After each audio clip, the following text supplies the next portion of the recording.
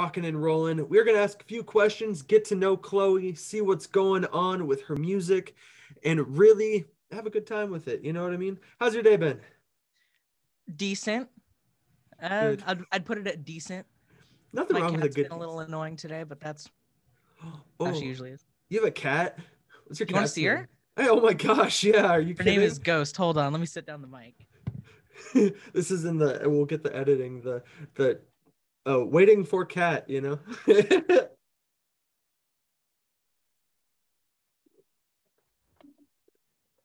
Oh, Her name is Ghost. Do you want to say hi, Ghost? hi, Ghost. Huh? We got a sniff there. That's pretty awesome. She's not very talkative. That's okay. Happens to the best of us. There Well, that's we awesome. go. Heck, first cat in an interview for the record. So we got the First? Foxgluvs exclusive. Oh hell yeah! Hell yeah. So what type of music you make, Foxgloves? I'd put it under pop punk, but I think it can be described like by a lot of genres. Like, oh geez, I've written metalcore, indie, pop, all That's sorts a of stuff. no, that's awesome. I have like Um, 4 albums planned out, and they're all different genres. I know exactly what you mean. Yeah. That actually explains a lot. I was reading in your bio on Spotify, how you take My Chemical Romance, Cavetown, and Yungblud, you named specifically as a three. Hmm. Would you like to talk about any of the three at all, as far as an influence would go? Well, with MCR, my dad actually introduced me to MCR when I was like 2 years old. Oh, So I've been hearing them in the background, or I listened to them for basically my entire life, and I've been incredibly inspired by them. And then with Youngblood, he's like he stands for everything that I want to stand for in that sort of way, in like the absolutely. sort of like advocating on behalf of like those who are like me, whether that be people my age or whether that be LGBT people, that kind of thing. And then Cavetown, I just fucking like his music. Yeah. Absolutely. No, I hear that.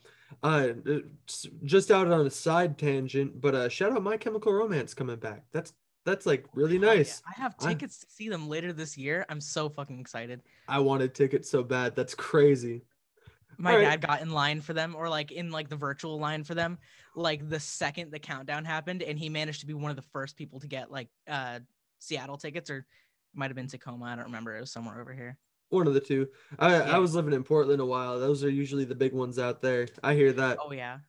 Well, absolutely. No, that's the I definitely hear that with all three of those as well. Like I specifically I do hear the MCR. That's kind of why I brought them up. When it comes to your own music, what are some of the things you look for when you're trying to write a song? Um. God, what do I look for? I've never thought of that. It's okay. Um. I try and look for, to a degree, relatability. I try not to make it too cliche, even though I fail sometimes. But Yeah, yeah, sometimes you need a good cliche. always. Sometimes a cliche works. I look for something that will make someone feel something, like feel something strong. I want someone to have a strong emotional reaction to what I make. Absolutely. Yeah, no, I Whether hear whether that. it like pisses them off or makes them cry, I don't. I just want them to feel something, you know? You want to evoke emotion, as Oh they yeah. say. Hey, nothing wrong with that. Uh, excuse me. Ooh, that was an awkward burp. Ooh. No, that's really cool. I definitely hear a lot of that in your music as well too. Like, um, it with Mother of Wolves specifically. I really like that. I actually ended up putting that on my girlfriend's playlist because I thought she would love that song, right? Nice.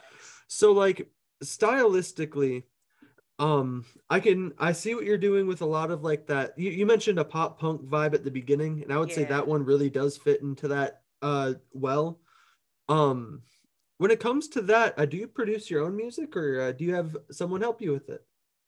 Every now and again I'll get help for like one thing in particular, but like Mother of Wolves and everything that's there on Spotify, I've produced and recorded and mixed myself too, like mixed and mastered it, everything. That's amazing. Um, The only thing I didn't do for Silver Moon was my dad recorded the electric guitars.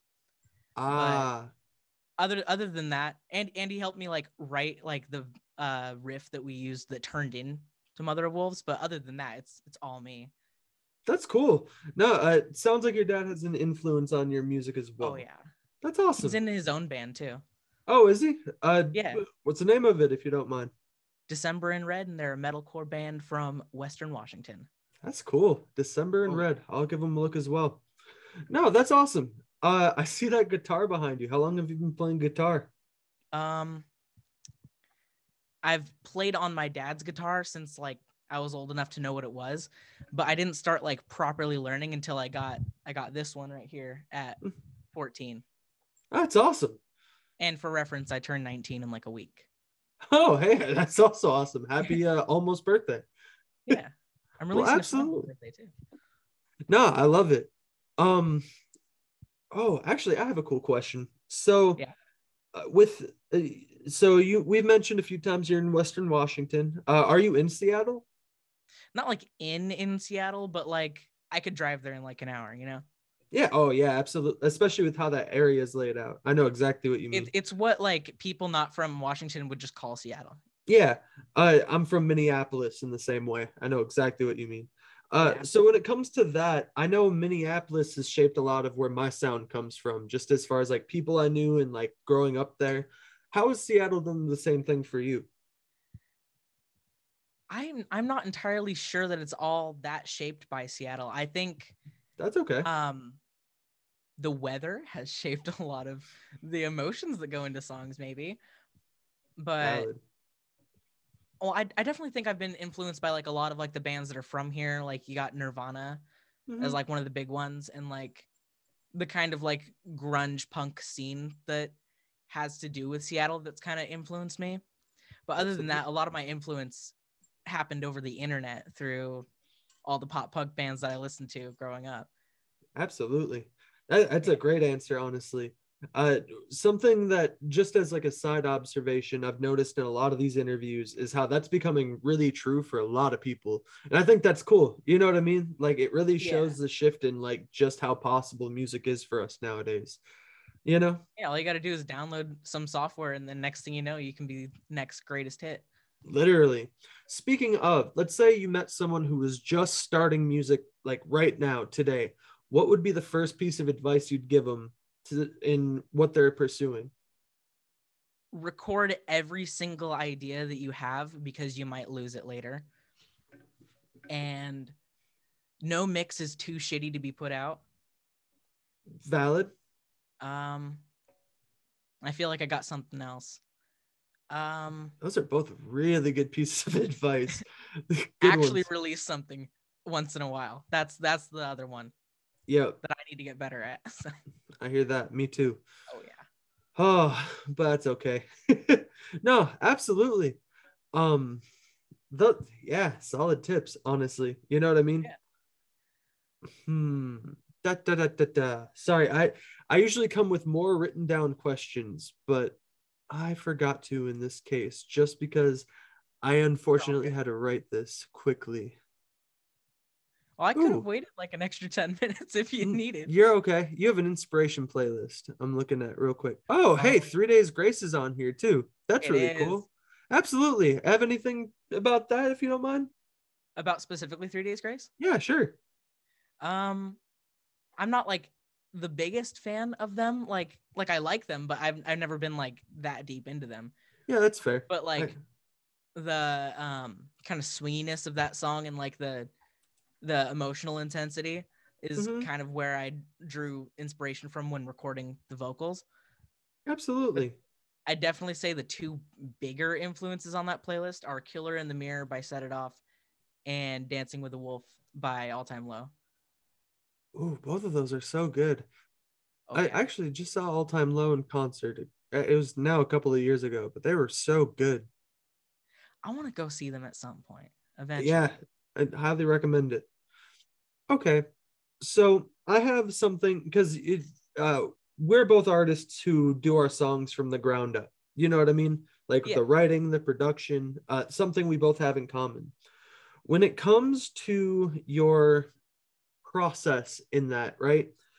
Is it always the same process when you're getting down to write a song, or is it something that changes kind of as you're rolling with it?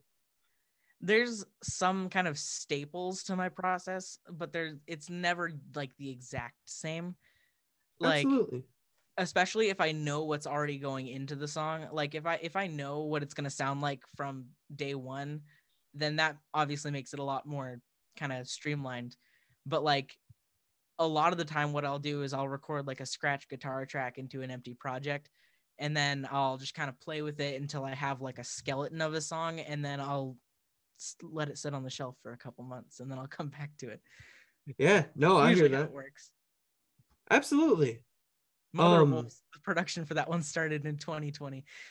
So November I, 2020. man, that's like a while out. I hear that though. Sometimes Oh yeah. songs do that, where they just like they stick They for happen the way right too long. time. Yeah, like you'll be like, "Oh, hey, I forgot I had this. Like I should actually do this." I think I That's didn't finish the recording until like last April, I think. wow. That's incredible though. Like it's cool that it got worked on over that time in a way. Yeah, I had to let it kind of sit and simmer for me to figure out where I wanted to go with it. Absolutely. So, in comparison to your songs, let me just make sure I have the song titles right before I ask this for editing purposes. um, Compared to your songs Mother of Wolves and Silver Moon, right? Where would you say your new song July sits with them, or is it something completely different? Well, there's similarities. It's gonna be on the same album as Mother of Wolves, so there's that similarity already. Cool. Um, but in terms of like the lightheartedness, it's as lighthearted, if not more lighthearted, than Silver Moon, Hmm. with a similar production style to Mother of Wolves, but like a lot more acoustic. Like there's a lot of Ooh. acoustic guitars, lots of ukuleles. Uh, there's a motherfucking glockenspiel. Hey, nothing wrong with the glockenspiel, let me tell you. There's a vibra slap. You know what a vibra slap is, right? Yeah, the Yeah, ha. yeah. That There's a vibra slap in there too. do you have But one? it's I know I had like a VST thing I for was it. gonna say that would be Yeah, nuts. maybe I'll get a vibra slap and then use it only to play the song live. Just I make a lot of like music for horror stuff. I would love to have one to jump scare people with. It would be the worst. oh, it would catch them so off guard because they'd be expecting a way different sound, but then they just hear boing, boing, you know? Yeah, exactly. And That's then they're so funny. underwhelmed. They're scared in the moment, then they're underwhelmed, and it'd be really funny. No, that's really cool though. That what is that album called? If that's public info, if it's not, I got you. It is. I posted the album cover for it. It's called Hour of Violet. Hour of Violet. Ooh, And that can be either sunrise or sunset. It's up for your interpretation.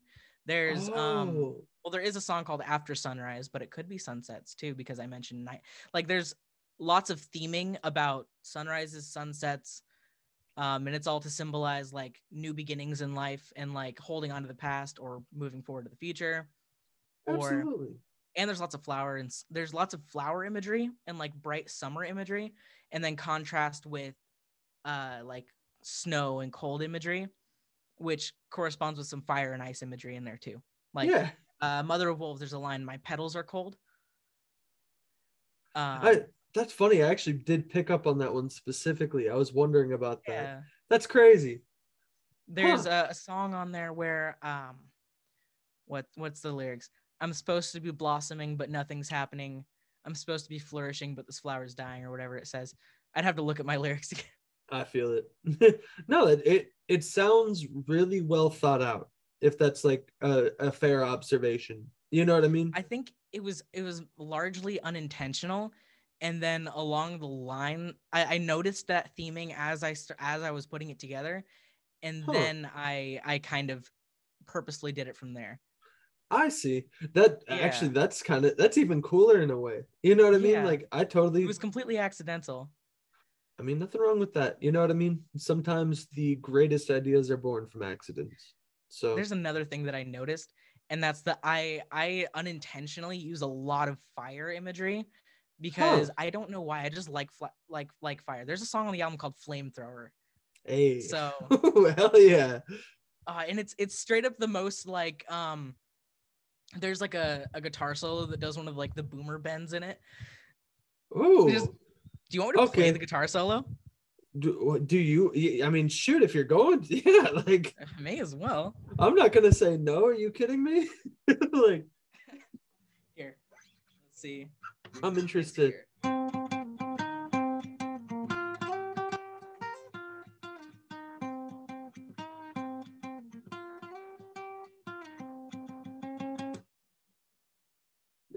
I immediately hear what you're going for with it. I like the fact you could just pick it up and do it. You know what I mean? Like impressive. You know what I mean? Like super cool. One of the few songs I started with just a riff. A lot of the time I'll start with a chord progression. I'm actually in the same situation right now with this song I'm working on. That's funny you bring that up. Interesting. Yeah. Do you have any other projects you're working on in the side? You did mention a bunch of other stuff, but you know what I like in the way distance. But you have anything specific coming up as well, just in case you wanted to mention it? So I am producing for other artists too. Oh, incredible. There's my friend Asher and his album that we're working on called Alter Ego, which is very much, it's like a concept album, kind of rock opera type MCR thing. Like think Welcome to the Black Parade with like the level of like darkness that's in it. Yeah. With that same like Queen level of like thematics, you know? Absolutely. Yeah. So and like then I'm working on an EP for Al, which is spelled capital A, capital L, 2 exclamation marks. I think I know them actually. You might. Their song BPD that I helped produce blew up a little bit. That's possibly it. I think I saw it through like a DistroKid thing or something. You might have. Absolutely. Yeah. Well, that sounds great. You know what I mean? Other than that, I have 2 more albums written. Holy crud. And I have an EP written. So there's all that in the future. For genres, this first album, Hour of Violet, I'd consider it like bordering the line between pop punk and indie. Like if All Time Low produced Cavetown songs. That's the best way to put it. That's a really cool way. That would be interesting. You know what I mean? Yeah. And then my next one is more on like the indie pop Conan Gray side. Okay. And then my next one after that is fucking metalcore but add trap drums. Actually, that one out of the 3, I can picture that one the most, but like in a good way. I hear that. That sounds cool. Oh yeah. It's like pop punk metalcore. Like my dad has a 7-string guitar that he has tuned into drop A, and I just use that just to rip some fucking low ass chords. Hell yeah. That's all fun. God, it sounds like you have like such a good grasp on the variety you can provide. You know what I mean? Like that's really cool. Sometimes I'm worried that they like it's too much variety. I know it's not, and I'm gonna do it anyway because I don't really give a shit. Yep. But like, still, I worry like maybe it'll lose some fans, but then I'll gain some new ones, but then I'll lose some other ones. I hear that. Yeah. You know, it was actually in one of these interviews I heard a good piece of advice. It was from someone named Architect the Dreamer. Highly recommend the interview. But we were talking about the same thing, and he made the very good point that you got to do what you can do and then just throw it at the wall and see what sticks. You know what I mean? That's and fair, so like honestly. I think you're doing the right thing. You know what I mean? Because eventually something's gonna stick, and then you can either keep doing that or just keep doing what you're doing anyway. Architect's a smart person. I feel like I'm gonna end up somewhere on the pop punk metalcore spectrum eventually. Absolutely. Nothing wrong with that either. That is a genre right on the up right now again. Oh yeah. Which is wonderful. Like one of my biggest metalcore influences, I have 3. I have Pierce the Veil, Sleeping with Sirens, and then Wage War. All 3 great picks back to back to back too. Before this interview, I was listening to Low by Wage War. Oh, I need to learn how to play it. I don't think I will ever be able to, but I could learn. I got wide there. I believe you can do anything. But I good like to luck. I'd like to say the same, but I am not gonna say the same because I don't know if I'm that good at guitar yet. No, I didn't say right now. No, yeah, definitely not right now. I could. You never know when it's gonna hit. You're gonna be sitting there one day and just get it all the way done. You're gonna be like, oh my god, I did that. Whoa. I wrote one metalcore riff, and even that's a little too much, and it's still kind of basic. Absolutely. I can whip out the 7-string if you want me to. You have a 7-string guitar? I do. No way. You're okay. You're winning. Well, do you want proof? Yeah. No, of course I do. Again, like I'm never gonna say no. Hold up. Huh.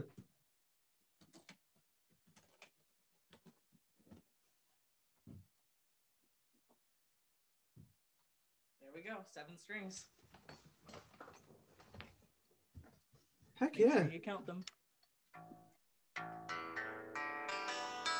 I don't even know what that like. My What's it brain. sound like? Well, no. Like, my brain just knows 6-string guitar. So like, I don't even. What note is the 7th string? Like, It's the one below the E, but it's an A. oh, it's just a lower like. So it just does the same thing, but like a lower octave. Yeah. That's So, really well, cool. So you have it. It's in standard, but then there's a low A on the bottom. That's That's all there is really crazy to to it. me. You have blown my mind today. I didn't even know that existed. That's so cool. You probably have a lot of like really crazy stuff planned with these instruments, huh? You better believe it. Always. Well, absolutely. I'm gonna set this one down. Yeah, I got you. I gotta be careful because it's my dad's. Of course. He has you like wrap if you're gonna put it back in the case, he's like wrap a sock around the neck to reduce it from possibly getting any damage. Yep. Put a microfiber cloth in there too. Nothing wrong with keeping your instruments preserved, you know? Yeah. I mean, my guitar is literally just leaning against the wall over here, so. Well, that's awesome. I'm trying to think of if there's any other like nagging questions, but if not, I do have one last question, I think. Okay. This is the big one, and you can take your time on it if you want. Okay. So when it comes to music, right? Mm-hmm. What would you say music does for you? I might not need as much time on that as you think I would. That's okay. It to a degree offers an escape, but music to me is such like it's like a soundtrack for my life kind of thing, where like if I listen to something, it will paint how my life goes in a way. Like The music always knows. I literally have a playlist called Late Nights. That's exactly what it sounds like it's for. Oh, of course. And then I have like I have very specific mooded playlists. But like if I just happen to listen to something, it will color how I feel and it'll color how I act to a degree. Absolutely. No, I know exactly what you mean. And it fulfills an emotional void that would be there if music wasn't.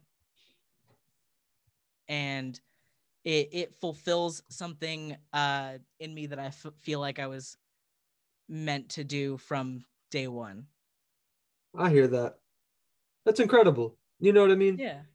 And I think that's a perfect note to wrap up on, if I'm being honest. Like, absolutely. You know what I mean? Yeah. Well, this has been a wonderful time, Foxgluvs. I'm very happy I've been given the wonderful chance to interview you and let everyone know the story, the message, what's going on. Is there any final thing you want to tell the people out there? Listen to Boy in a Bubble by Fruit Snack Mafia. That song is underappreciated. Did you just say that?